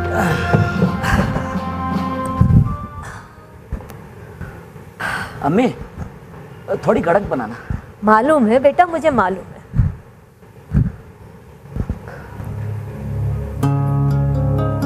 क्या बात? कब कहाँ गए यहाँ से? बहुत बदल गए। बदलना तो इंसान का धर्म है अबू। तुम कब से धर्म की बातें करने लगे? जब से लगा धर्म एक सवाल है, उसका जवाब भी धर्म ही है। तो वहां जवाब है। अरे कप कौन ले गया? राजीव, जवाब धर्म में नहीं होगा तो कहाँ होगा अबू? राजीव कप नहीं है, कप कौन ले गया? कप मेरे चाय के कप कौन ले गया? अच्छा, कौन सी कौम? वही जो पर्याय है मुफलिसी की, मजबूरी की। क्या हालत हो गई है इस कौम की? न कोई इज्जत, न रोजगार, न कोई मुस्तकबिल। ये तो हर कौम के साथ है बेटा। नहीं, भारतीय मुसलमानों की हालत भारतीय हिंदुओं से काफी अलग है, ये तो आपको मानना ही होगा अबू। लेकिन कॉन्स्टिट्यूशन राइट्स तो सबके लिए एक हैं। भारतीय मुसलमान अशिक्षा के दलदल में क्यों धंसा हुआ है? क्यों उसके मन में यह बात बैठ गई है कि पढ़ाई लिखाई से क्या फायदा, जब नौकरी तो मिलने से रही। किसी काम धंधे पर बिठा दो तो अच्छा है, शाम तक कम से कम 2 पैसे तो जोड़ लेगा। लेकिन आज भी ऐसे बहुत सारे मुसलमान हैं जो अच्छे ओहदे पर काम कर रहे हैं। कितने? 2 या 3%, हद से 4 या 5% बस। और नौकरी भी बगैर रिश्वत सिफारिश के कहां मिलती है अब? ये तो आप भी जानते हैं कि आर्मी में कितने लोग हैं, भारत के टॉप मोस्ट पोस्ट पर कितने मुसलमान हैं, और क्यों नहीं है कि आप भी जान रहे हैं और हम भी, लेकिन सब खामोश है। और मीडिया को देखिए क्या हाल है। जिन मुसलमानों ने देश की आजादी के लिए सर्वस्व न्यौछावर कर दिया, इसकी उन्नति और विकास में योगदान दिया, न तो समाचार के पन्नों में होते हैं, न रेडियो, टीवी और फिल्मों में। लेकिन हम तो उनकी बड़ी इज्जत करते हैं। अच्छा, तो फिर यूनिफॉर्म सिविल कोड को लेकर सवाल क्यों उठाए जा रहे हैं? तलाक के मुद्दे पर इतना हो हल्ला क्यों हो रहा है? देखिए अब्बू, जो लोग मुस्लिम तलाकशुदा महिलाओं के उद्धार के लिए आंसुओं का दरिया बहा रहे हैं ना, वे अपने आंसुओं का 1000वां हिस्सा भी दंगों में बेवा होने वाली बेसहारा औरतों के लिए कुर्बान कर देते तो उनकी बात में जान होती। लेकिन उन्हें ना तो दंगों में होने वाली तबाही दिखती है, न प्रशासन की बेइंसाफी, न उर्दू पर होने वाला जुल्म, और न ही अशिक्षा और अंधविश्वास। मैं पूछती हूँ, तुम बाप बेटे को राजनीति के अलावा भी कुछ सूझता है कि नहीं? सूझ तो रहा है। अम्मी की गर्मा गर्म चाय। हाँ, चाय बहुत बढ़िया, टक्कर तो डाली। दिन भर की सारी थकान दूर। चलो चलो, अब बहुत हो गया, जल्दी से चाय पियो और बाजार जाओ। रसोई घर में सारे डब्बे ठन ठना रहे हैं। मैं तो कब से चिल्ला रही हूँ, पर तुम बाप बेटे को रैली, धरना, हड़ताल से फुर्सत मिले तब ना। घर में छटांग भर भी तेल नहीं है तो क्या हुआ, वो खिचड़ी बना ले। उसके लिए भी दाल लगती है। तो मान बात ही सही। और वो भी नहीं है तो वो तो हो गई वो अपना सदाबहार उपवास। उपवास नहीं, मजबूरी बोलो, मजबूरी। और मजबूरी का नाम महात्मा गांधी नहीं बे, मजबूती का नाम महात्मा गांधी। तो फिर है ना, रात को बाप बेटे उपवास ही कर लेना। मैं चली छत पे कपड़े पसारने। अरे अपने लिए कुछ बना लेना। हाँ, तो क्या कह रहे थे? कहना क्या है अब्बू, अब तो वे हमारी जबान तक काटने का प्रयत्न कर रहे हैं। कहते हैं हिंदी हिंदुओं की भाषा है, उर्दू मुसलमानों की, और पंजाबी सिखों की। तो तुम इस सांप्रदायिकता के खिलाफ आगे क्यों नहीं आते? वाह, क्या बात कही है। हाथ काटकर हम ही से पूछते हैं कि हाथ में तलवार क्यों नहीं। देखिए अब्बू, जिस तरह से भूख का किसी वर्ग विशेष से कोई ताल्लुक नहीं होता ना, उसी तरह से भाषा, और उसमें उर्दू भी शामिल है। हाँ,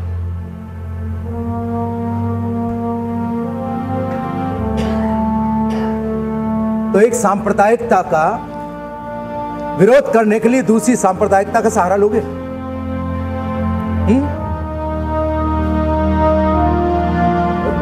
रास्ता भी तो नहीं बचा है। तो ये रास्ता अपनाओगे? देखो, फिरका परस्ती और धर्म दो अलग अलग रास्ते। जो लोग फिरका परस्ती की बातें करते हैं उन्हें धर्म से कुछ लेना देना नहीं होता। वे इस आवाम को, भोली वाली जनता को भड़काना चाहते, गुमराह कर।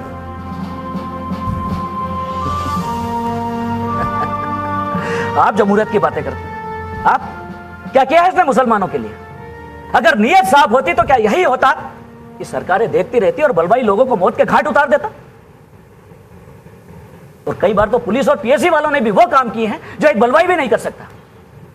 और ऐसे लोगों को फांसी तो दूर, मामूली सजा तक नहीं होती। वो सजा भी छोड़िए, कोई मुकदमा भी ठीक से नहीं चलाया जाता। भिवंडी हो या बड़ौदा, बेरठ हो या मुरादाबाद, जमशेदपुर या भागलपुर, इंसान का खून हर जगह बहा है और आज भी बह रहा है। सुन रहा हूं। क्या सुन रहे हैं? समझ रहा। मुसलमान अशिक्षा और अंधविश्वास के दलदल में धंसता जा रहा है। जानता। हर दंगे के बाद मुसलमान अपने आप को और असुरक्षित महसूस करता गया है। सुन रहा। पढ़ी है मैंने तुम्हारी वो रिसर्च। तो पढ़ाइए औरों को भी, ताकि लोग जान सके कि मुसलमान आज हाशिए पर क्यों है। तंग बदबूदार गलियों में, बजबजाती हुई नालियों के ऊपर, तंग दड़बे नुमा मकानों में जिंदगी जीने का नाम मुसलमान क्यों है?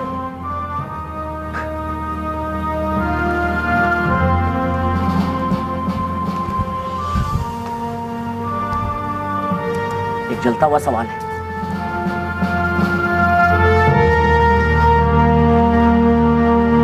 तो ये है तुम्हारा research paper, social politics dynamics Muslim. ये हाँ, ये पर्चे करीम ने दिए थे पढ़ने के लिए। और ये रिसाला, इसमें तुम्हारी गजल छपी? हाँ, पिछले महीने लिखी थी। जानते हो कौन लोग हैं ये, और मुल्क को किस रास्ते पर ले जाना चाहते हैं? और कोई रास्ता भी तो नहीं बचा है।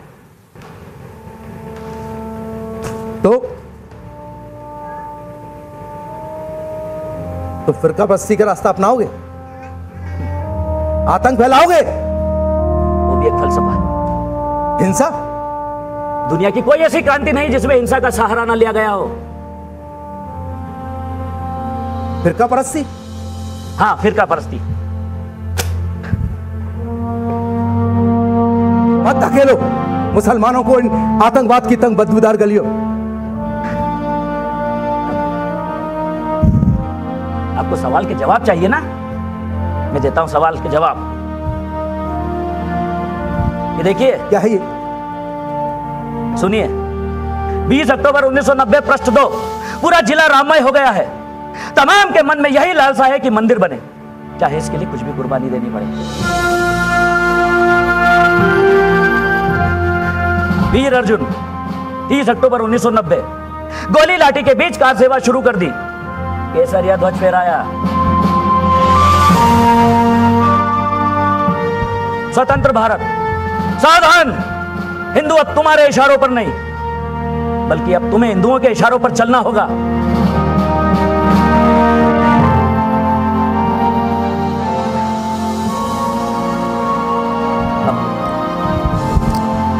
खतरनाक नहीं सांप्रदायिकता का खबर बन जाना, बल्कि खतरनाक है खबरों का सांप्रदायिक बन जाना।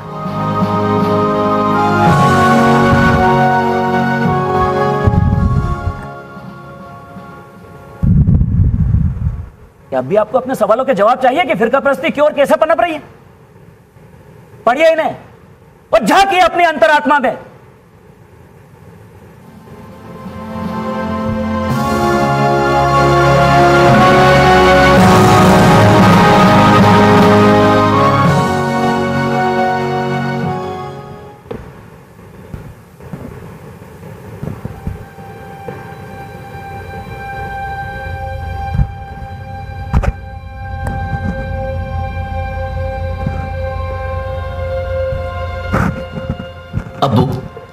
अब्बू खतरनाक नहीं सांप्रदायिकता का खबर बन जाना, सांप्रदायिकता का खबर बन जाना खतरनाक है, बन जाना खबरों का सांप्रदायिक बन जाना, खबरों का सांप्रदायिक बन जाना। सावित्री,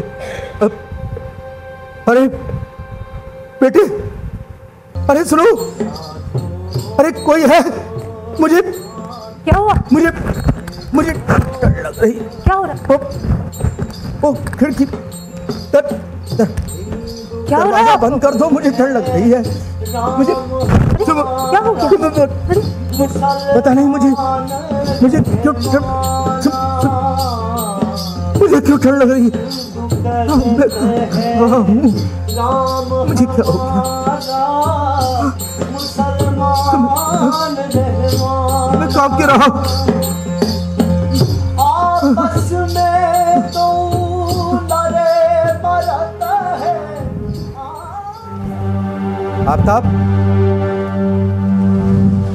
भाई, आफ्ताब, अरे भाई अंधेरे में क्यों बैठे हो? बाहर बहुत अंधेरा है। हाँ, हैं कुछ लोग जो इस धरती से हमेशा के लिए रोशनी खत्म कर देना चाहते और फैला देना चाहते हैं। देखो ना पागलों ने इस देश की क्या हालत कर दी। ये तो होना ही था एक दिन। मेरा तो सर शर्म से झुका जाता। देखिए वो देखिए, बंटवारे से लोग कितने खुश हैं।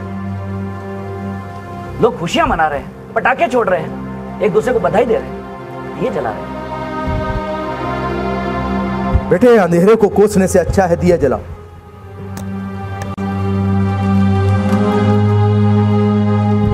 दिया भी जलाएंगे और रास्ता भी बनाएंगे। कैसा रास्ता? जो मुसलमानों को दिला सके आजादी। तो तुम्हें क्या लगता है वे गुलाम? गुलाम से भी ज्यादा बदतर और बदहाल है। कीड़े मकोड़ों की जिंदगी बसर कर रहे हैं, कदम कदम पर जलील हो रहे हैं। कोई उन्हें पाकिस्तानी तो कोई बाबर की औलाद कह रहा है। और इससे बद्दा मजाक और क्या हो सकता है अब्बू? हमारा ही देश हमसे राष्ट्रभक्ति का प्रमाण मांग रहा है। कहते हैं वंदे मातरम गाओ, नहीं तो गद्दार करार दिए जाओगे, गद्दार। वे कौन होते हैं भारतीयों को खांचे में बांटने वाले? क्या मुसलमान होना गुनाह है? कब तक शक्कर सुबह के साये में सहमे सहमे से रहेंगे? गुबार है, फटेगा ही एक दिन। क्या करेंगे? लेकिन तुम ऐसा कुछ भी नहीं करो जो कानून के खिलाफ, समझे? तो मुसलमान कहां जाएं? क्या करें?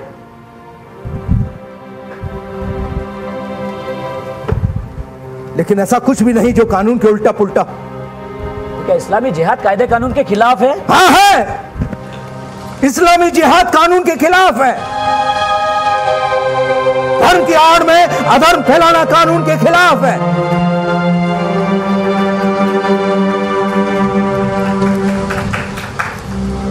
ये आपका नजरिया हो सकता है, जरूरी नहीं कि दूसरे भी इससे मुत्तफिक हो। लेकिन कुछ भी ऐसा नहीं करोगे, आतंक फैलाओगे, हाँ, हिंसा करोगे। अभी मैंने कहा आपसे कि दुनिया की कोई ऐसी क्रांति नहीं जिसमें हिंसा का सहारा न लिया गया हो। फिरका परस्ती? हाँ, फिरका परस्ती। और सुनना चाहते हैं आप? अगर उधर से गुजरने की जरा भी रोशनी नजर आ जाए ना आपको, तो हम आतंकवाद तो क्या दोज़ख से भी गुजर जाएंगे। यही है एक हारे हुए मुसलमान का तर्क। यही है एक हारे हुए मुसलमान का तर्क, जो संघर्ष करने की बजाय मजहब को अपने सामने ढाल की तरह खड़ा कर लेता है और ओढ़ लेता है खोल, ताकि उसके अंदर किसी भी तरह की चेतना, सोच, चिंतन का एक खुलापन दाखिल ना हो सके। अरे बज बजाते रहे उन तंग बदबूदार गलियों में तकियानोसी ख्यालातों के अंदर।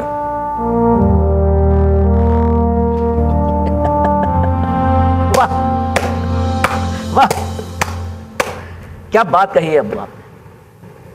बौद्धिकता का लाख नकाब ओढ़ो, अंततः अंदर का चेहरा सामने आ ही जाता है। हिंदू, हिंदुत्व,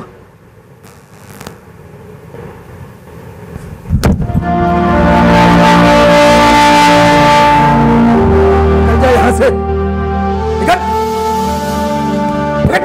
अब्बू, इतना सा था जब तुझे लेकर आया था, तब मैं हिंदू नहीं था। आज जब उन्हीं आतंकवादियों के चंगुल में फंस गया तो मैं तुझे हिंदू नजर आने लगा। निकल यहां से।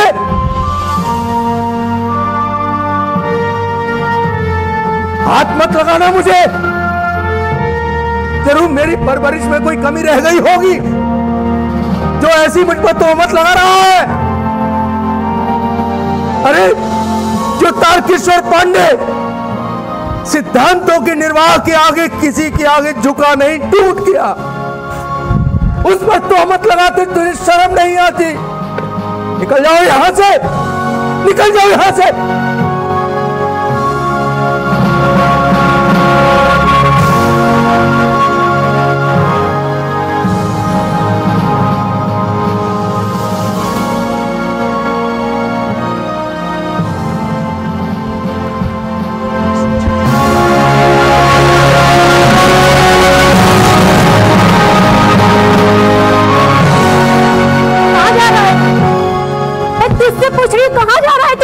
अंधेरे में आफताब ढूंढने।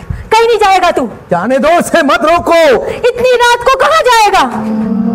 सारा शहर जल रहा है। चलने दो, मेरा तो सब कुछ जल गया अम्मी। तो यहाँ क्या ढूंढ रहे हो? तारकेश्वर पांडे की लाश?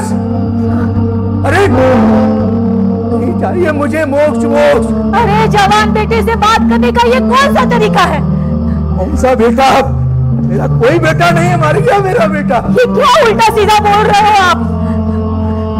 तू कहीं नहीं जाएगा, तू कहीं नहीं जाएगा। जाने दो। नहीं, तू कहीं नहीं जाएगा। जाने दो इसे, मत रोको। नहीं रोकूंगी, रोकूंगी मैं उसे। कहीं नहीं जाएगा ये। ठीक है, तो फिर मैं ही चला जाता हूँ। अच्छा है कि मैं ही चला जाऊँ। सूरज, मत जा बेटे। सूरज, मत जा बेटे। सूरज, रोको उसे रोको। वो जा रहा है घर छोड़ के। जाने दो। एक बार मेरा सूरज चला गया था, ऐसा ना हो फिर से चला जाए। मेरा सूरज मर गया है। नहीं, वो है मेरा आफताब है, आफताब। सूरज, रुक जा बेटे। सूरज, सूरज, आफताब बेटे, आगे बहुत अंधेरा है, गिर जाओगे, गिर जाओगे बेटे।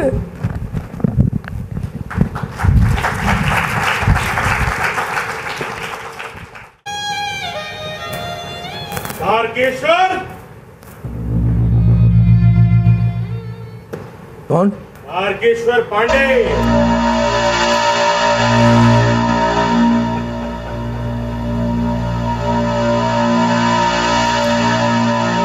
नमस्कार, नमस्कार पांडे जी, नमस्कार।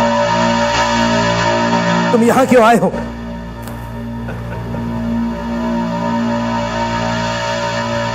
ये देखिए, आपके लिए कुछ लेकर।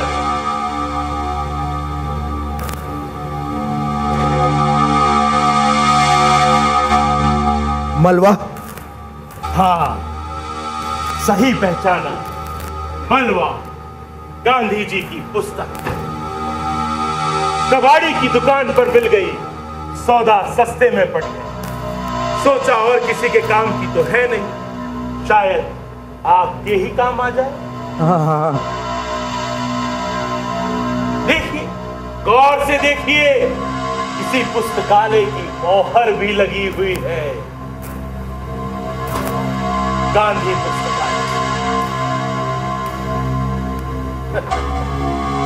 क्या जमाना आ गया है, लोग अब गांधी को भी बेचने लगे। लोगों ने तो भगवान को भी बेच दिया, गांधी को बेच रहे तो कौन सा आश्चर्य।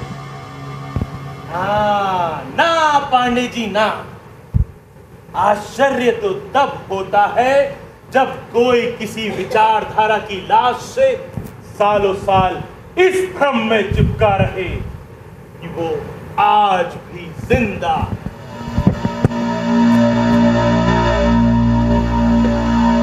यदि वो मर गया है तो उसे मारने का नाटक क्यों करते हो?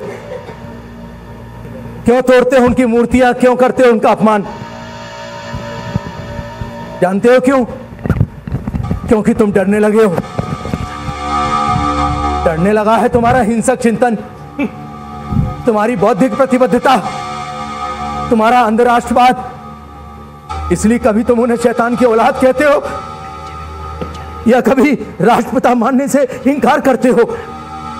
अरे आज मुल्क 15 खरब से ज्यादा का कर्जदार है, लेकिन सिर्फ 53 करोड़ के लिए गांधी का खून कर दिया। और फिर 30 जनवरी 1948 को ही गांधी नहीं मरे थे, वो आज भी मर रहे हैं। हर क्षण हर पल कोई ना कोई गौर से हिंसा, जातिवाद, भ्रष्टाचार का नकाब पहनकर गांधी का खून कर रहा है। लेकिन किसी के विचारों का खून करना उनका हत्या ही तो कहलाती है। लेकिन गांधी कभी नहीं मरेगा, क्योंकि गांधी एक विचार का नाम है। विचार कभी खत्म नहीं होता। एक सच का नाम है जो सच कभी मिट नहीं सकता, मिटा नहीं सकते। वाह, जल जाए पर बल ना जाए, ये कहावत तुम्हारे लिए ही लिखी गई है तारकेश्वर। गांधी एक सच का नाम है, एक विश्वास। आफताब भी तो गांधी का सच था, विश्वास था। क्या हश्र हुआ? देखो कहां गया।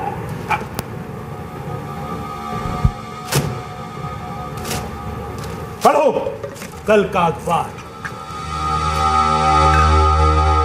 एक ही समुदाय के 16 लोगों को गोली से भून कर रख दिया। आपने जा रहे पूरे परिवार को खत्म कर दिया। अरे मैं पूछता हूं, एक ही समुदाय के क्या होता है ये एक ही समुदाय? अरे साफ साफ क्यों नहीं लिखते हिंदुओं के, कश्मीरी पंडितों के? पूरे परिवार को खत्म कर दिया। एकमात्र बच्चा बचा है पूरे परिवार में, पांडे जी।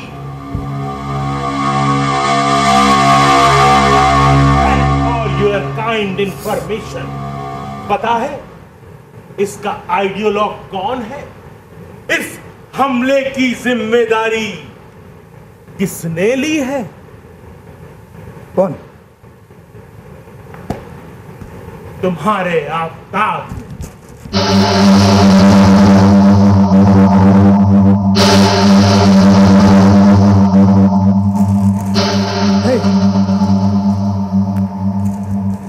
आना लखवा।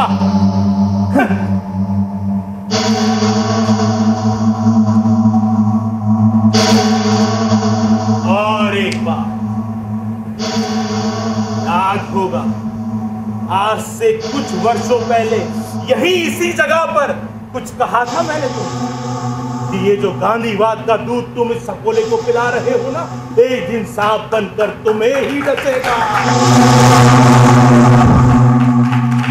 तुम्हारी धर्मनिरपेक्षता पर ये सांप का बच्चा सांप्रदायिकता का डंक मारेगा। मार गया ना आज डंक, उतार गया ना तुम्हारे फलसफे में जहर ये सांप का बच्चा।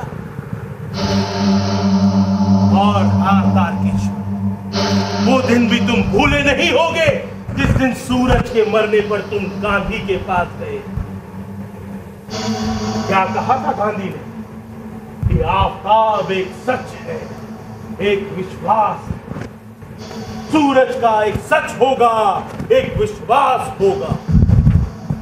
आज हकीकत तुम्हारे सामने। देख लिया हर्ष, गांधी के सच का विश्वास। चल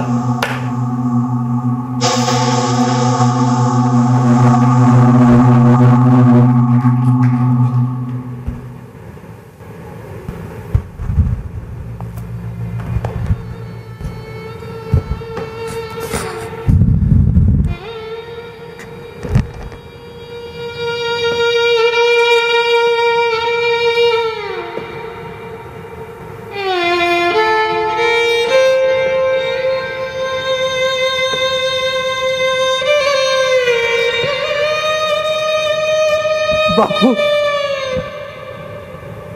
आज याद है कौन सा दिन है? 30 जनवरी।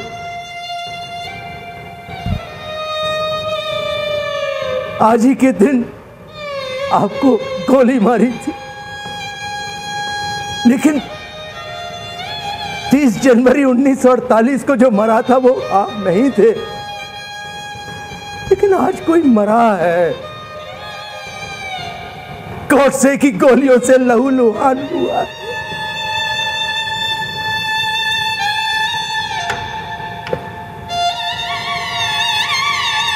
अरे कुछ बोलते क्यों नहीं? ऐसे तो आप बहुत बातें किया करते, तस्वीर से निकल कर बात देश विदेश के बारे में। क्या आज अपनी ही मौत पर मौन हो?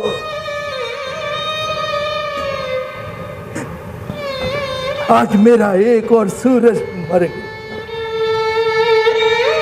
इतना तो दुख मुझे मेरे बेटे सूरज के मरने पर नहीं हुआ, उससे कई गुना आज मुझे आफताब के आतंक के दलदल में धंसने से हो रहा। अरे सूरज की मौत तो संबंधों की मौत थी, लेकिन आफताब की मौत तो एक विचार की मौत है।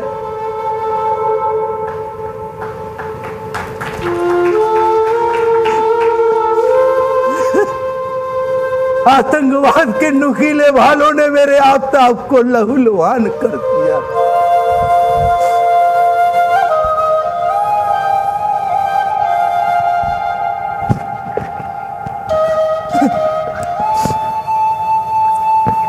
अब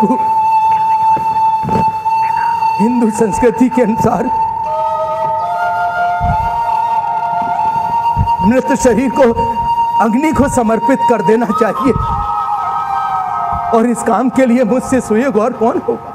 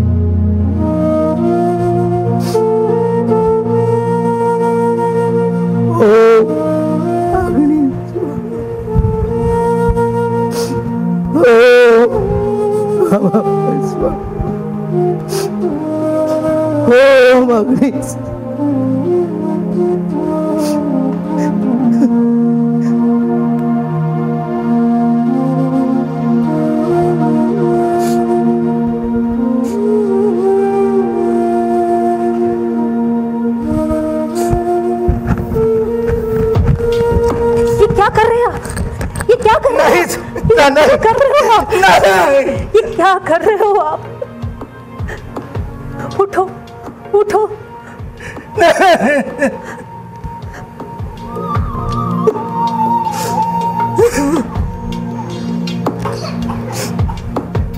ये क्या कर रहे थे?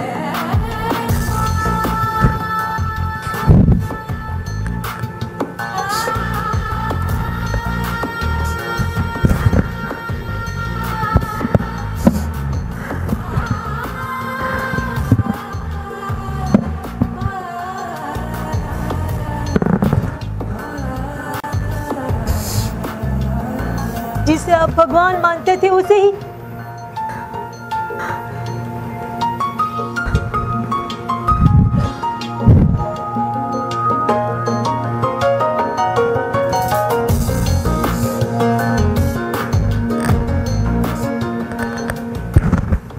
क्या हो गया है आपको?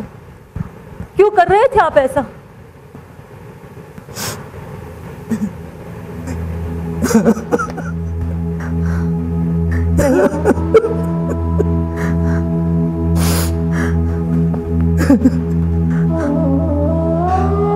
अब्बू, अब्बू,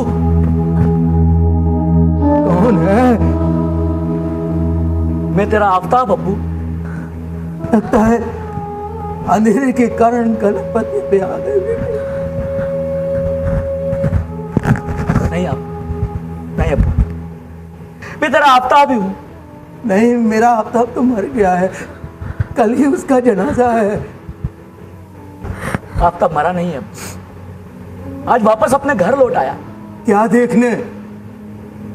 एक हारे हुए व्यक्ति की पीड़ा या विचारों का खून होते थे कट्ठा का लगा। ये टूटे हुए विश्वास को जोड़ दो। कोई जरूरत नहीं है किसी के विचारों को समर्थन देने की। सुमित्रा, इससे कहो ये चला जाए।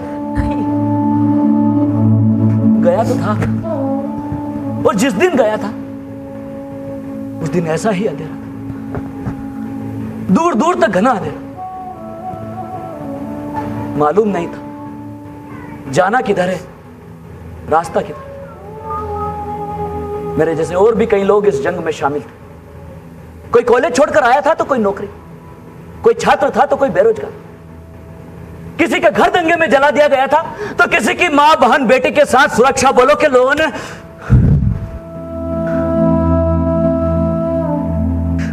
सभी के अंदर इस व्यवस्था के प्रति भयंकर नफरत की आग सुलग रही थी। रात रात भर भटक कर कभी इस जंगल तो कभी उस जंगल, कभी इस घाटी तो कभी उस घाटी, कभी इस गांव कभी उस गांव, इनकलाब की जमीन तैयार कर रहे थे। पता नहीं क्यों मुझे रह रहकर ऐसा लगता था कि सत्य ये नहीं, जिस आफ्ताब की तलाश में मैं बियाबान जंगलों में घूमता रहा हूं वो यहां नहीं है अब्बू। जिन सवालों के जवाब ढूंढने में यहां आया था वे कांच के शीशों की तरह दरकते थे। कहने को तो हम मुसलमान थे पर उसमें भी कई नाम थे। कोई अपने आप को शेख कहता तो कोई जिया तो कोई सुन्नी, कोई पठान, कोई मोमिन अफसर रहा। मुसलमान ही मुसलमान को काट रहा था, औरतों और बच्चों तक को भी नहीं छोड़ा जा रहा था। तब मुझे लगा इस सवाल हिंदुस्तानी या पाकिस्तानी, हिंदू या मुस्लिम का नहीं। दरअसल लड़ाई इंसानियत और हैवानियत के बीच है। जिस आतंक के विरोध में हमने आतंक का सहारा लिया था वही हमारे बीच उगने लगा, रह रहकर हमें लहूलुहान कर रहा था।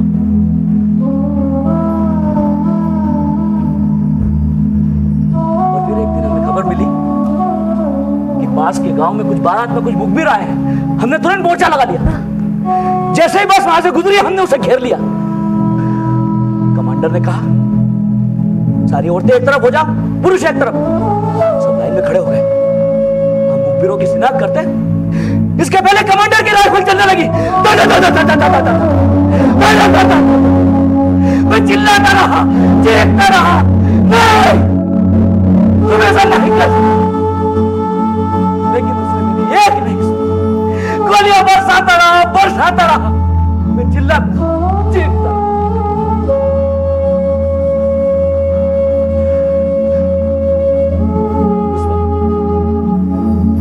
मेरे अंदर जज्ब कुरान की आयत चित्कार करने लगी।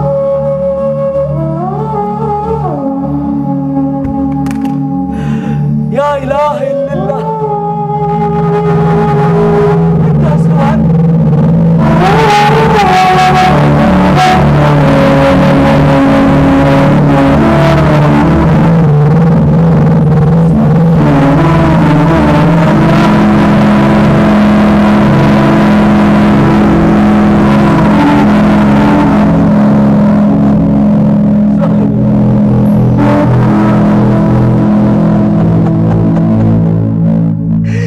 चीख पड़ा।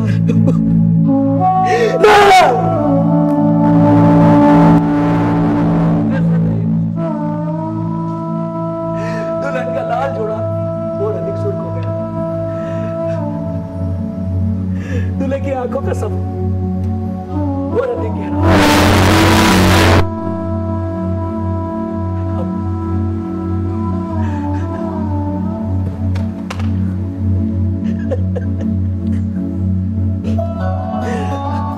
अब हारे नहीं हो, अब टूटे नहीं। सत्य मरा नहीं है, सत्य जिंदा है अब्बू। हारे तो वो हिंसा है, हारा तो वो विचार। इंसान से सुधा करना, गणा नफरत की तालीम देना। अब्बू आप हारे नहीं हो, आप मैं गांधी का सत्य हूं, उनका विश्वास हूं, कहते देना अब्बू।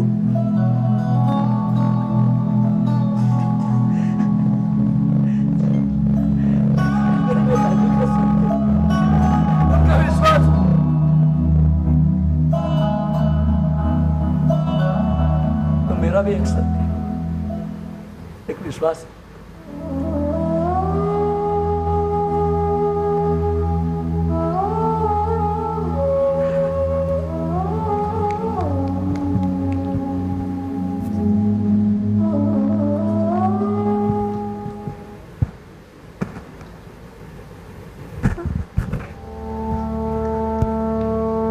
कौन है ये? आपका सूरज।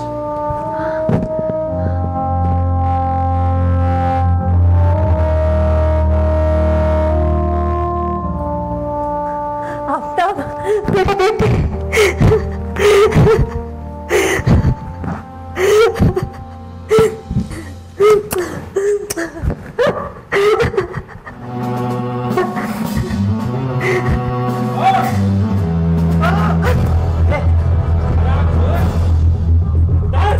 अंदर कैसे चले आए? कौन है तुम लोग?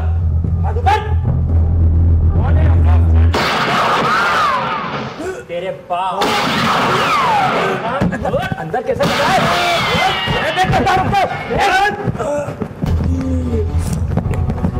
जा। गद्दारी करी तो तेरे बाप को मार डाला। आराम कर। मैं कहता हूं रुक जा।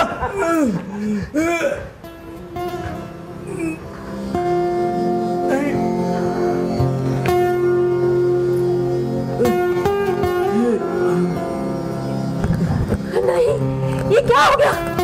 क्या हो गया इनको? अरे नहीं, अरे क्या हो गया? क्यों मारी इनको गोली?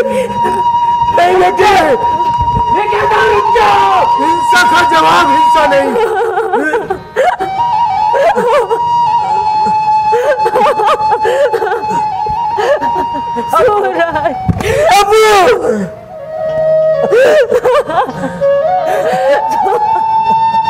अब हारे नहीं हो अब्बू, अब टूटे नहीं हो।